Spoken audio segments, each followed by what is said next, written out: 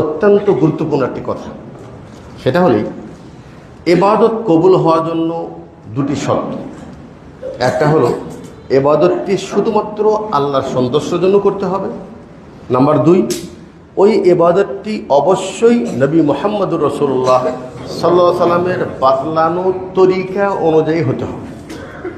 এই জন্য প্রত্যেক মুসলমানের উপর ওয়াজিব ওই ইবাদত করার পূর্বে ওই ইবাদত সম্পর্কে পরিপূর্ণ জ্ঞান অর্জন করা।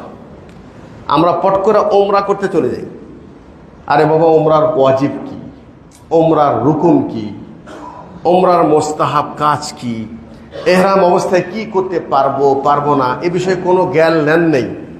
আপনি শুধু যে এহরামের কাপড় পরে তফ সেই করে আসলেন, এমন মারাত্মক ভুল করে চলে আসছেন যে আপনার উপর দম ওয়াজিব হয়ে আছে, আপনি জানেনই না। এই জন্য যেমন ওমরা করতে যাওয়ার পূর্বে ওমরার প্রশিক্ষণ নেওয়া প্রয়োজন, হজের বিষয়ে যাওয়ার পূর্বে হজের মাসলা মাসাইল জানার প্রয়োজন, ঠিক তেমনই সিয়াম একটি গুরুত্বপূর্ণ ইবাদত।